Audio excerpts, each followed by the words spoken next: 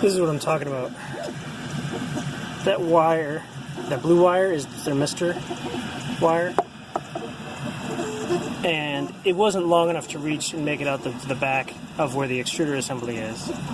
So I just let it hang out the side there and, you know, connected it there. But the trick with that is you got to keep it above, you know, the nozzle, at a higher level than the nozzle. So I just used a zip tie to tie it to the, basically I zip tied to another zip tie to just have it, you know, lift up a little bit. It's not terribly tight, just enough to hold that connector up. I don't know if you can see it. Yeah, there it is. You see that zip tie going up? That's what that is. It's just holding up the wire.